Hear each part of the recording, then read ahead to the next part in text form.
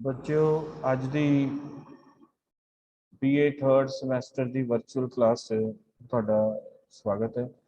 ਅਸੀਂ fundamental rights ਵਾਲਾ ਜਿਹੜਾ ਚੈਪਟਰ ਹੈ ਉਹ ਡਿਸਕਸ ਕਰ ਰਹੇ ਸੀ। ਇਹਦੇ ਵਿੱਚ ਅਸੀਂ ਇਹਦਾ ਮੀਨਿੰਗ, ਇਹਦੀਆਂ ਫੀਚਰਸ ਅਤੇ ਜਿਹੜਾ ਇਹਦੇ why fundamental rights have been enshrined in Indian constitution, ਤਿੰਨ ਜਿਹੜੇ ਮੂਲ ਆਧਾਰ ਸੀਗੇ ਉਹ ਡਿਸਕਸ ਕਰ ਰਹੇ ਸੀ। ਤੇ ਪਰਸੋਂ ਵਾਲੇ ਲੈਕਚਰ ਦੇ ਵਿੱਚ, ਕੱਲ੍ਹ ਵਾਲੇ ਲੈਕਚਰ ਦੇ ਵਿੱਚ ਮੈਂ ਤੁਹਾਨੂੰ ਇਹਦੀ ਜਿਹੜੀ ਕਲਾਸੀਫਿਕੇਸ਼ਨ ਹੈ ਜਾਂ ਵਰਗੀਕਰਨ ਹੈ ਉਹਦੇ ਉੱਤੇ ਜਿਹੜੀ ਹੈ ਜਾਣਕਾਰੀ ਜਿਹੜਾ ਹੈ ਉਹ ਦਿੱਤੀ ਸੀ। ਸੋ ਅੱਜ ਦਾ ਲੈਕਚਰ ਜਿਹੜਾ ਹੈ ਸਾਡਾ ਜਿਹੜਾ ਹੈ ਕਲਾਸੀਫਿਕੇਸ਼ਨ ਉੱਤੇ ਜਿਹੜਾ ਹੈ ਕੇਂਦਰਿਤ ਹੋਏਗਾ। ਅਸੀਂ ਉਹਦੇ ਵਿੱਚ ਜਿਹੜਾ ਹੈ ਵਰਗੀਕਰਨ ਜਿਹੜਾ ਫੰਡਾਮੈਂਟਲ ਰਾਈਟਸ ਦਾ ਉਹਦੀ ਡਿਸਕਸ਼ਨ ਜਿਹੜੀ ਹੈ ਉਹ ਕਰਾਂਗੇ। ਮੈਂ ਅੱਜ ਦਾ ਆਪਣਾ ਜਿਹੜਾ ਹੈ ਲੈਕਚਰ ਸ਼ੇਅਰ ਕਰਨ ਲੱਗਾ। ਜਿਵੇਂ ਮੈਂ ਤੁਹਾਨੂੰ ਦੱਸਿਆ ਸੀਗਾ ਕਿ ਜਿਹੜੀ ਧਾਰਾ 14 ਤੋਂ 18 ਹੈ ਉਹਦੇ ਵਿੱਚ ਭਾਰਤ ਦੇ ਜਿਹੜੇ ਨਾਗਰਿਕ ਹੈ ਉਹਨਾਂ ਨੂੰ ਸਮਾਨਤਾ ਦਾ ਅਧਿਕਾਰ ਦਿੱਤਾ ਗਿਆ। ਇਹਨੂੰ ਆਪਾਂ ਅੰਗਰੇਜ਼ੀ 'ਚ ਰਾਈਟ ਟੂ ਇਕੁਐਲਿਟੀ ਵੀ ਜਿਹੜਾ ਹੈ ਕਹਿੰਦੇ। ਇਹਦੇ ਵਿੱਚ ਕੀ ਹੈ? ਇਹਦੇ ਵਿੱਚ ਇਕੁਐਲਿਟੀ ਬਿਫੋਰ ਲਾਅ ਧਾਰਾ 14, ਫਿਰ social equality and equal access to public areas article 15 ਦੇ ਵਿੱਚ ਇਹਦੀ ਵਿਵਸਥਾ ਕੀਤੀ ਗਈ ਹੈ। ਭਾਰਤ ਦੇ ਸੰਵਿਧਾਨ ਦੀ ਧਾਰਾ 15 ਦੇ ਵਿੱਚ ਵਿਵਸਥਾ ਕੀਤੀ ਗਈ ਹੈ। ਇਸ ਤੋਂ ਬਾਅਦ ਹੈਗਾ ਜੀ equality in matters of public employment, ਮਤਲਬ ਕੰਮਕਾਜ ਦੇ ਖੇਤਰ ਦੇ ਵਿੱਚ ਸਮਾਨਤਾ ਦਾ ਅਧਿਕਾਰ ਜਿਹੜਾ ਹੈ ਉਹ ਦਿੱਤਾ ਗਿਆ। ਨੌਕਰੀਆਂ ਦੇ ਸੰਬੰਧ ਦੇ ਵਿੱਚ ਧਾਰਾ 16 ਇਹਨੂੰ ਡੀਲ ਕਰਦੀ ਹੈ। ਫਿਰ ਧਾਰਾ 17 ਦੇ ਵਿੱਚ ਜਿਹੜਾ ਛੂਆਛਾਤ ਹੈਗਾ ਉਹਨੂੰ ਅਸੀਂ ਜਿਹੜਾ ਹੈ ਖਤਮ ਕੀਤਾ। ਅਗਰ ਧਾਰਾ 18 ਦੀ ਅਸੀਂ ਗੱਲ ਕਰੀਏ, ਇਹਦੇ ਵਿੱਚ ਜਿਹੜੇ ਅੰਗਰੇਜ਼ੀ ਸਰਕਾਰ ਦੇ ਵੇਲੇ ਜਿਹੜੇ ਅਧਿਕਾਰ ਮਿਲਦੇ ਸੀਗੇ, ਟਾਈਟਲ ਮਿਲਦੇ ਸੀਗੇ, ਉਹਨਾਂ ਨੂੰ ਜਿਹੜਾ ਹੈ ਖਤਮ ਕੀਤਾ। ਜਿੱਦਾਂ ਰਾਏ ਬਹਾਦਰ ਦੀ ਉਪਾਧੀ ਸੀ, ਸਰ ਦੀ ਉਪਾਧੀ ਸੀ, ਜਾਂ ਹੋਰ ਜਿਹੜੀਆਂ ਕੋਈ ਉਪਾਧੀਆਂ ਸੀਗੀਆਂ ਉਹਨੂੰ ਧਾਰਾ 18 ਦੇ ਵਿੱਚ ਜਿਹੜਾ ਹੈ ਖਤਮ ਜਿਹੜਾ ਹੈ ਉਹ ਕੀਤਾ ਗਿਆ। ਸੋ ਇਹਨੂੰ ਹੁਣ ਅਸੀਂ ਜਿਹੜਾ ਹੈਗਾ ਡਿਟੇਲ ਦੇ ਵਿੱਚ ਜਿਹੜਾ ਹੈ ਡਿਸਕਸ ਕਰਾਂਗੇ। Equality before law. ਹੁਣ ਇਕੁਐਲਿਟੀ ਬਿਫੋਰ ਲਾਅ ਦੀ ਜਦੋਂ ਗੱਲ ਹੁੰਦੀ ਹੈ, ਕਾਨੂੰਨ ਦੇ ਸਾਹਮਣੇ ਸਮਾਨਤਾ ਦੀ ਜਦੋਂ ਗੱਲ ਹੁੰਦੀ ਹੈ, ਤੇ ਉਹਦੇ ਵਿੱਚ ਕਨਸਟੀਟਿਊਸ਼ਨ ਦੇ ਵਿੱਚ ਕੀ ਲਿਖਿਆ ਹੋਇਆ ਹੈ? ਆਰਟੀਕਲ 14 ਦੇ ਵਿੱਚ ਲਿਖਿਆ ਹੈ article 14 of the Indian constitution guarantees that all citizens shall be equally protected by the laws of the country। ਮਤਲਬ ਜਿਹੜੀ ਧਾਰਾ 14 ਹੈ ਇਸ ਗੱਲ ਦੀ ਪੁਸ਼ਟੀ ਕਰਦੀ ਹੈ ਜਾਂ ਇਸ ਗੱਲ ਨੂੰ ਅੰਕਿਤ ਕਰਦੀ ਹੈ ਕਿ ਭਾਰਤ ਦੇ ਜਿਹੜੇ ਸਾਰੇ ਨਾਗਰਿਕ ਹੈ ਉਹ ਭਾਰਤ ਦਾ ਜਿਹੜਾ ਕਾਨੂੰਨ ਹੈ ਉਹਦੇ ਦੁਆਰਾ ਸਮਾਨ ਰੂਪ ਦੇ ਵਿੱਚ ਜਿਹੜਾ ਸੰਰਕਸ਼ਿਤ ਹੈਗੇ ਆ ਜਾਂ ਸੁਰੱਖਿਅਤ ਹੈਗੇ। ਠੀਕ ਹੈ ਜੀ। ਉਸ ਤੋਂ ਬਾਅਦ ਹੈਗਾ ਹੈ social equality and equal access to public areas. Article 15 ਜਿਹੜਾ ਹੈ ਉਹਦੇ ਵਿੱਚ ਕਿਸੇ ਵੀ ਪ੍ਰਕਾਰ ਦਾ ਜਿਹੜਾ ਭੇਦਭਾਵ ਹੈ ਉਹਨੂੰ ਜਿਹੜਾ ਹੈਗਾ ਖਤਮ ਕੀਤਾ ਗਿਆ। ਮਤਲਬ ਆਰਟੀਕਲ 15 ਕੀ ਕਹਿੰਦਾ ਹੈ? of the constitution states that no person shall be discriminated on the basis of caste, color, language. Every person shall have equal access to public places like public parks, museums, wells, bathing ghats, temples. However, state may make a special provision for women and children। ਹੁਣ ਧਾਰਾ 15 ਦੀ ਲੋੜ ਕਿਉਂ ਪਈ? ਕਿਉਂਕਿ ਜਦੋਂ ਭਾਰਤ ਉੱਤੇ ਅੰਗਰੇਜ਼ਾਂ ਦਾ ਰਾਜ ਸੀਗਾ, ਉਹ ਜਿਹੜੀ ਵਿਵਸਥਾ ਸੀਗੀ ਉਹ ਡਿਸਕ੍ਰਿਮੀਨੇਟਰੀ ਸੀ, ਉਹ ਭੇਦਭਾਵ ਵਾਲੀ ਸੀ। ਉਹਦੇ ਵਿੱਚ ਜਿਹੜਾ ਹੈ ਭੇਦਭਾਵ ਹੁੰਦਾ ਸੀਗਾ। ਉਹਦੇ ਵਿੱਚ ਜਿਹੜਾ ਹੈ ਜਾਤ ਦੇ ਆਧਾਰ ਤੇ, ਰੰਗ ਦੇ ਆਧਾਰ ਤੇ, ਭਾਸ਼ਾ ਦੇ ਆਧਾਰ ਤੇ, ਨਸਲ ਦੇ ਆਧਾਰ ਤੇ, ਅਤੇ ਜਿਹੜਾ ਹੈ ਮੇਲ ਅਤੇ ਫੀਮੇਲ ਦੀ ਗੱਲ ਕਰੀਏ ਉਸ ਆਧਾਰ ਤੇ ਵੀ ਜਿਹੜਾ ਹੈ ਉਹ ਜਿਹੜਾ ਭੇਦਭਾਵ ਹੁੰਦਾ ਸੀ। ਦੂਸਰੀ ਗੱਲ, ਜਿਹੜੇ ਭਾਰਤੀ ਲੋਕ ਸੀਗੇ ਉਹ ਭਾਰਤੀ ਲੋਕਾਂ ਨੂੰ ਜਿਹੜਾ ਹੈ ਆਪਣੇ ਗੁਲਾਮ ਪ੍ਰਵਿਰਤੀ ਦੇ ਲੋਕ ਕਹਿੰਦੇ ਸੀ ਜਾਂ ਗੁਲਾਮ ਮੰਨਦੇ ਸੀ, ਉਹਨਾਂ ਨੂੰ ਸਲੇਵਸ ਮੰਨਦੇ ਸੀਗੇ। ਠੀਕ ਹੈ। ਇਸ ਕਰਕੇ ਜਿਹੜੀਆਂ ਪਲੇਸਿਸ ਉੱਤੇ ਅੰਗਰੇਜ਼ ਜਾਂਦੇ ਸੀਗੇ ਜਾਂ ਅੰਗਰੇਜ਼ੀ ਅਧਿਕਾਰੀ ਜਾਂਦੇ ਸੀਗੇ ਉਹਨਾਂ ਉੱਤੇ ਭਾਰਤੀਆਂ ਨੂੰ ਜਾਣ ਦਾ ਅਧਿਕਾਰ ਨਹੀਂ ਸੀ। ਸੋ ਇਸੇ ਕਰਕੇ ਜਿਹੜੇ ਸਾਡੇ ਸੰਵਿਧਾਨ ਨਿਰਮਾਤਾ ਸੀਗੇ ਉਹਨਾਂ ਨੇ ਜਿਹੜਾ ਹੈਗਾ ਧਾਰਾ 15 ਦੇ ਵਿੱਚ ਜਿਹੜਾ ਹੈ ਡਿਸਕ੍ਰਿਮੀਨੇਸ਼ਨ ਨੂੰ, ਹਰ ਪ੍ਰਕਾਰ ਦੀ ਜਿਹੜੀ ਡਿਸਕ੍ਰਿਮੀਨੇਸ਼ਨ ਹੈ ਉਹਨੂੰ ਜਿਹੜਾ ਹੈ ਖਤਮ ਕੀਤਾ ਹੈ ਇਹਦੇ ਵਿੱਚ। ਕਿ ਹੁਣ ਜਿਹੜੇ ਲੋਕ ਹੈ ਬਿਨਾਂ ਕਿਸੇ ਰੋਕ ਟੋਕ ਤੋਂ ਜਿਹੜੇ ਪਬਲਿਕ ਪਾਰਕਸ ਹੈਗੇ ਆ ਉਹਨਾਂ 'ਚ ਜਾ ਸਕਦੇ ਹੈ, ਜਿਹੜੇ ਮਿਊਜ਼ੀਅਮਸ ਹੈਗੇ ਆ ਉਹਨਾਂ 'ਚ ਜਾ ਸਕਦੇ ਹੈ, ਜਿਹੜੇ ਵੈਲਸ ਹੈਗੇ ਆ, ਜਿਹੜੇ ਖੂਹ ਹੈਗੇ ਆ ਪਿੰਡਾਂ 'ਚ ਉਹਨਾਂ 'ਚੋਂ ਪਾਣੀ ਭਰ ਸਕਦੇ ਆ। ਕਿਉਂਕਿ ਨਿਚਲੀ ਜਾਤੀ ਦੇ ਜਿਹੜੇ ਲੋਕ ਸੀਗੇ ਉੱਚੀ ਜਾਤੀ ਦੇ ਖੂਹਾਂ 'ਚੋਂ ਪਾਣੀ ਵੀ ਨਹੀਂ ਜਿਹੜਾ ਹੈ ਲੈ ਸਕਦੇ ਸੀ। ਫਿਰ ਜਿਹੜੇ ਪਬਲਿਕ ਟਾਇਲਟਸ ਹੈਗੇ ਆ ਜਾਂ ਪਬਲਿਕ ਬਾਥਿੰਗ ਸਿਸਟਮ ਹੈ ਉੱਥੇ ਲੋਕ ਜਿਹੜਾ ਹੈ ਜਾ ਸਕਦੇ ਆ। ਜਿੱਦਾਂ ਪਿੰਡਾਂ ਦੇ ਵਿੱਚ ਘਾਟ ਹੁੰਦੇ ਆ ਨਹਾਉਣ ਵਾਸਤੇ, ਉਹਨਾਂ ਤੇ ਵੀ ਜਿਹੜਾ ਜਾ ਸਕਦੇ। ਫਿਰ ਬਿਨਾਂ ਕਿਸੇ ਭੇਦਭਾਵ ਦੇ ਜਿਹੜਾ ਹੈ ਉਹ ਜਿਹੜਾ ਮੰਦਿਰਾਂ 'ਚ ਵੀ ਜਿਹੜਾ ਹੈ ਉਹ ਜਾ ਸਕਦੇ। ਸੋ ਜਿਹੜਾ ਆਰਟੀਕਲ 15 ਹੈ ਉਹ ਹਰ ਪ੍ਰਕਾਰ ਦਾ ਜਿਹੜਾ ਭੇਦਭਾਵ ਹੈ ਉਹਨੂੰ ਉਹਦਾ ਖਾਤਮਾ ਕਰਦਾ ਹੈ ਜਾਂ ਉਹਨੂੰ ਜਿਹੜਾ ਹੈ ਖਤਮ ਜਿਹੜਾ ਉਹ ਕਰਦਾ। ਹੁਣ ਅਗਲੇ ਆਪਾਂ ਤੇ ਆਨੇ equality in matters of public appointment. ਹੁਣ ਸੰਵਿਧਾਨ ਦੇ ਵਿੱਚ ਕੀ ਲਿਖਿਆ ਹੋਇਆ ਹੈ ਸੰਦਰਭ ਦੇ ਵਿੱਚ? Article 16 of the Constitution lays down that state cannot discriminate against anyone in matters of employment। मतलब कि नौकरी ਦੇ ਸੰਬੰਧ ਦੇ ਵਿੱਚ ਧਾਰਾ 16 ਚ ਲਿਖਿਆ ਹੈ ਕਿ ਕਿਸੇ ਵੀ ਪ੍ਰਕਾਰ ਦਾ ਜਿਹੜਾ ਭੇਦਭਾਵ ਨਹੀਂ ਕੀਤਾ ਜਾਊਗਾ। All citizens can apply for government jobs। ਔਰ ਜਿਹੜੇ ਸਾਰੇ ਨਾਗਰਿਕ ਹੈ ਭਾਰਤ ਦੇ ਉਹਨਾਂ ਨੂੰ ਨੌਕਰੀ ਕਰਨ ਦਾ ਅਧਿਕਾਰ ਹੈ, ਨੌਕਰੀ ਦੀ ਅਪਲਾਈ ਕਰਨ ਦਾ ਅਧਿਕਾਰ ਜਿਹੜਾ ਹੈ ਸਮਾਨਯ ਰੂਪ ਦੇ ਵਿੱਚ ਜਿਹੜਾ ਹੈ ਉਹ ਦਿੱਤਾ ਹੋਇਆ।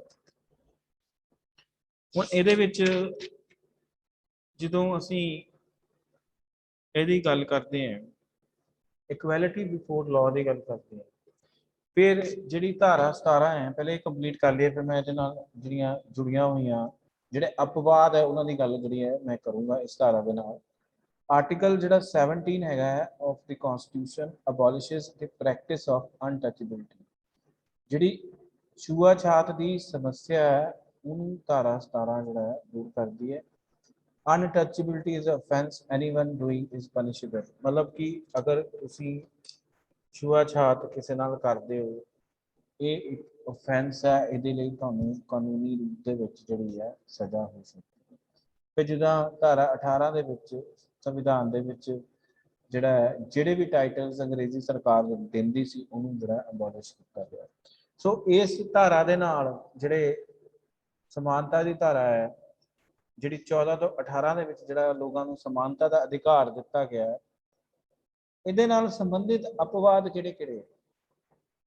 ਕਿਹੜੇ ਚੀਜ਼ਾਂ ਹੈ ਜਿਹੜੀਆਂ ਅਸੀਂ ਵੈਸੇ ਥਿਊਰੀ 'ਚ ਸਾਰੀ ਚੀਜ਼ ਕਹਿ ਰਹੇ ਕਿ ਹਰ ਕੋਈ ਜਿਹੜਾ ਹੈਗਾ ਇਕੁਅਲ ਹੈ, ਹਰ ਕੋਈ ਜਿਹੜਾ ਹੈ ਸਮਾਨ ਹੈ, ਕਿਸੇ ਨਾਲ ਜਿਹੜਾ ਹੈ ਭੇਦਭਾਵ ਨਹੀਂ ਕੀਤਾ ਜਾਊਗਾ। ਇਹ ਲਿਖਣ ਲਈ ਚੀਜ਼ਾਂ ਬਹੁਤ ਵਧੀਆ, ਜਿੱਦਾਂ ਆਪਾਂ ਇੱਕ ਦਿਨ ਲਾਈਵ ਕਲਾਸ ਦੇ ਵਿੱਚ ਵੀ ਗੱਲ ਕੀਤੀ ਸੀਗੀ ਕਿ ਇਹ ਚੀਜ਼ਾਂ ਜਿਹੜੀਆਂ ਲਿਖਣ ਨੂੰ ਦੇਖਣ ਨੂੰ ਬਹੁਤ ਵਧੀਆ ਲੱਗਦੀਆਂ, ਪਰ ਜਦੋਂ ਅਸੀਂ ਵਾਸਤਵਿਕ ਰੂਪ ਦੇ ਵਿੱਚ ਗੱਲ ਕਰਦੇ ਹਾਂ ਤੇ ਵਾਸਤਵਿਕ ਰੂਪ ਦੇ ਵਿੱਚ ਹੱਲੇ ਵੀ ਭੇਦਭਾਵ ਹੋ ਰਿਹਾ ਹੈ, ਹੱਲੇ ਵੀ ਨਿਚਲੀ ਜਾਤੀ ਦੇ ਲੋਕਾਂ ਦਾ ਸ਼ੋਸ਼ਣ ਹੋ ਰਿਹਾ ਹੈ, ਹੱਲੇ ਵੀ ਨਿਚਲੀ ਜਾਤਾਂ ਦੇ ਲੋਕਾਂ ਨੂੰ ਜਿਹੜਾ ਰਾਖਵੇਂਕਰਨ ਦੀ ਨੀਤੀ ਦੇ ਅੰਡਰ ਰਾਖਵਾਂਕਰਨ ਦਿੱਤਾ ਗਿਆ ਉਹ ਰਾਖਵਾਂਕਰਨ ਨਹੀਂ ਮਿਲ ਰਿਹਾ। ਸੋ ਇਹਦੇ ਨਾਲ ਸੰਬੰਧਿਤ ਜਿਹੜੇ ਕੁਝ ਅਪਵਾਦ ਹੈਗੇ ਆ ਉਹ ਕਿਹੜੇ ਅਪਵਾਦ ਹੈਗੇ ਆ? ਪਹਿਲਾ ਅਪਵਾਦ ਹੈਗਾ ਇਹਦੇ ਨਾਲ ਸੰਬੰਧਿਤ there are certain limitations to this right। certain limitations ਕਿਹੜੀਆਂ ਹੈਗੀਆਂ? no civil suit in any court can be filed against the President of India and the governors of the state during their tenure in office। ਜਦੋਂ ਕੋਈ ਵਿਅਕਤੀ ਰਾਸ਼ਟਰਪਤੀ ਦੇ ਅਹੁਦੇ ਤੇ ਹੈ ਜਾਂ ਜਿਹੜਾ ਗਵਰਨਰ ਹੈ ਉਸ ਰਾਜਪਾਲ ਜਿਹੜਾ ਹੈ ਉਹਨੂੰ ਉਹਦੇ ਕਾਰਜਕਾਲ ਦੌਰਾਨ ਜਿਹੜਾ ਹੈ ਸਿਵਲ ਮੁਕੱਦਮੇ ਦੇ ਵਿੱਚ ਜਿਹੜਾ ਕੋਰਟ ਦੇ ਵਿੱਚ ਨਹੀਂ ਪੇਸ਼ ਕੀਤਾ ਜਾ ਸਕਦਾ, ਮਤਲਬ ਉਹਨੂੰ ਇਹ ਛੂਟ ਦਿੱਤੀ ਗਈ ਹੈ।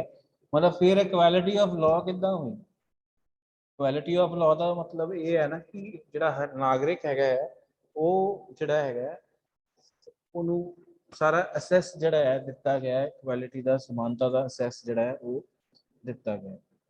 फिर no civil suit in any court can be filed against president of India. No action under Indian law can be initiated against the heads of foreign states and their ambassadors. ਇਹਨੂੰ ਅਸੀਂ ਅੰਗਰੇਜ਼ੀ ਦੇ ਵਿੱਚ ਜਾਂ ਇੰਟਰਨੈਸ਼ਨਲ ਲਾਅ ਦੀ ਭਾਸ਼ਾ ਦੇ ਵਿੱਚ diplomatic immunity ਕਹਿੰਦੇ ਆ। ਮਤਲਬ ਜਿਹੜੇ ਡਿਪਲੋਮੈਟਸ ਹੁੰਦੇ ਆ, ਜਿਹੜੇ ਰਾਜਨਾਇਕ ਹੁੰਦੇ ਆ, ਅਗਰ ਉਹਨਾਂ ਕੋਲ ਕੋਈ ਜੁਰਮ ਹੁੰਦਾ ਹੈ ਤੇ ਉਹਨਾਂ ਨੂੰ ਜਿਹੜਾ ਤੁਸੀਂ ਇੰਡੀਆ ਦਾ ਲਾਅ ਹੈ ਉਹਦੇ ਰਾਹੀਂ ਉਹਨਾਂ ਨੂੰ ਕਨਵਿਕਟ ਨਹੀਂ ਕਰ ਸਕਦੇ, ਉਹਨਾਂ ਨੂੰ ਪਨਿਸ਼ ਨਹੀਂ ਕਰ ਸਕਦੇ।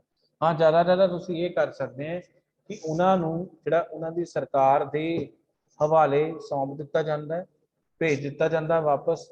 ਤਾਂ ਉਹ ਉਹਨਾਂ ਦੀ ਸਰਕਾਰ ਡਿਸਾਈਡ ਕਰਦੀ ਹੈ ਕਿ ਉਹਨਾਂ ਦੇ ਖਿਲਾਫ ਜਿਹੜਾ ਹੈ ਕੀ ਐਕਸ਼ਨ ਲੈਣਾ ਹੈ, ਕੀ ਐਕਸ਼ਨ ਨਹੀਂ ਲੈਣਾ, ਉਹ ਜਿਹੜਾ ਹੈ ਸਾਰਾ ਡਿਸਾਈਡ ਕਰਦੇ। ਇਹ ਕੁਝ ਅਪਵਾਦ ਸੀਗੇ ਜਿਹੜੇ ਕਿ ਰਾਈਟ ਟੂ ਇਕੁਐਲਿਟੀ ਦੇ ਨਾਲ ਜਿਹੜਾ ਹੈ ਜੁੜੇ ਹੋਏ। ਠੀਕ ਹੈ ਜੀ। ਧਾਰਾ 14 ਦੇ ਨਾਲ, ਸੌਰੀ, ਜਿਹੜੇ ਅਪਵਾਦ ਹੈ ਉਹ ਹਰ ਅਧਿਕਾਰ ਦੇ ਨਾਲ ਧਾਰਾ 14 ਦੇ ਅਪਵਾਦ ਹੈਗੇ।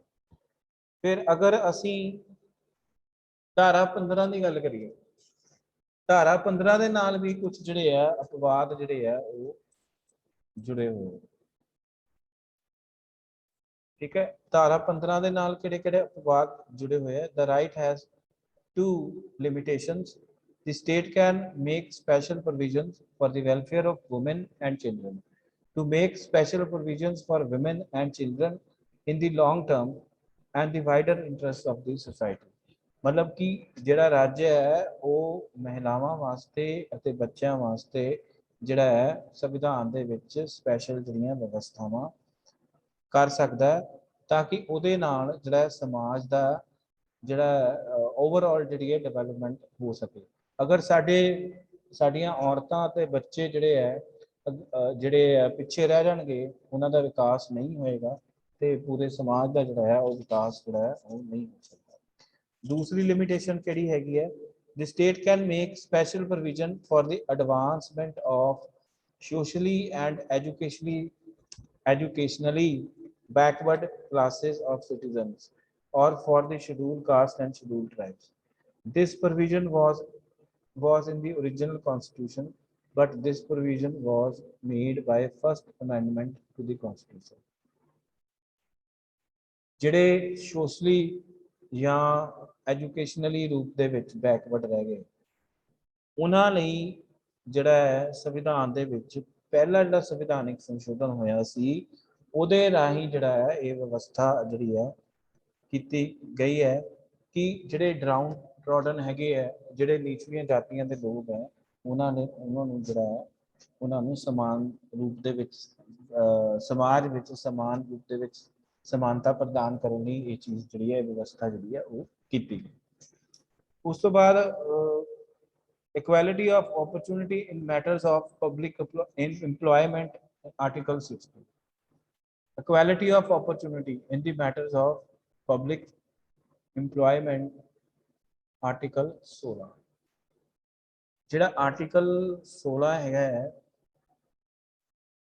ਉਹਦੇ ਨਾਲ ਸੰਬੰਧਿਤ ਵੀ ਕੁਝ ਲਿਮਿਟੇਸ਼ਨਸ ਹੈਗੀਆਂ, but there are certain limitations to this right. Firstly, government has right to fix residential qualifications for some special posts, but states do not have right to make rules about it.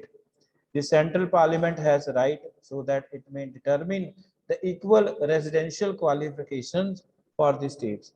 Secondly, the government can keep the seats reserved for backward who do not have adequate representation in the jobs. The state governments have got discretion to determine the backward citizen. Thirdly, it is an office connected with any religion or communal institution. It shall be considered out to be purview of Article 16. मतलब कि ज़्यादा ਇਹਦੇ ਨਾਲ ਸੰਬੰਧਿਤ ਕਿਹੜੀਆਂ ਅਪਵਾਦ ਹੈਗੇ ਆ ਕਿ ਸੈਂਟਰਲ ਗਵਰਨਮੈਂਟ ਬੇਸਿਕਲੀ ਕਿਸੇ ਵੀ ਨੌਕਰੀ ਵਾਸਤੇ ਜਿਹੜੀਆਂ ਐਜੂਕੇਸ਼ਨ ਕੁਆਲੀਫਿਕੇਸ਼ਨਸ ਹੈਗੀਆਂ ਜਾਂ ਹੋਰ ਜਿਹੜੀਆਂ ਲੋੜੀਂਦੀਆਂ ਕੁਆਲੀਫਿਕੇਸ਼ਨਸ ਚਾਹੀਦੀਆਂ ਉਹਨੂੰ ਨਿਰਧਾਰਿਤ ਕਰ ਸਕਦੀ। ਡੋਮਿਸਾਈਲ ਦੇ ਸੰਬੰਧ 'ਚ, ਰੈਜ਼ੀਡੈਂਸ ਦੇ ਸੰਬੰਧ ਦੇ ਵਿੱਚ ਜਾਂ ਹੋਰ ਸੰਬੰਧ ਦੇ ਵਿੱਚ ਜਿਹੜਾ ਇਸਨੂੰ ਕਰ ਸਕਦੀ। ਠੀਕ ਹੈ ਜੀ। ਸੋ ਮੈਂ ਅੱਜ ਦਾ ਲੈਕਚਰ ਜਿਹੜਾ ਹੈ ਇੱਥੇ ਹੀ ਖਤਮ ਕਰਨਾ। ਅੱਜ ਲਾਈਵ ਕਲਾਸ ਨਹੀਂ ਲੱਗੂਗੀ, ਤੇ ਕੱਲ ਵੀ ਨਹੀਂ ਲਾਈਵ ਕਲਾਸ ਲੱਗੂਗੀ। परसों तो ਜਿਹੜਾ ਹੈ ਲਾਈਵ ਕਲਾਸ ਜਿਹੜੀ ਹੈ ਤੁਹਾਡੀ ਮੰਡੇ ਤੋਂ ਮੈਂ ਲਾਈਵ ਕਲਾਸ ਲਵਾਂਗਾ। ਤੇ ਕੱਲ ਸ਼ਾਇਦ ਮੈਂ ਲਾਈਵ ਕਲਾਸ ਤੁਹਾਡੀ ਲੈ ਲਵਾਂ, ਕੱਲ ਨਹੀਂ ਲੱਗੇਗੀ ਕਿਉਂਕਿ ਕੱਲ ਮੇਰਾ ਵੋਟਰ ਅਵੇਅਰਨੈਸ ਕੈਂਪ ਹੈ। ਤੇ ਮੈਂ ਸੰਡੇ ਨੂੰ ਵੀ ਤੁਹਾਡਾ ਜਿਹੜਾ ਹੈ ਇਸ ਵਾਰੀ ਜਿਹੜਾ ਹੈ ਲੈਕਚਰ ਜਿਹੜਾ ਹੈ ਉਹ ਲਵਾਂਗਾ। Thank you for attending this.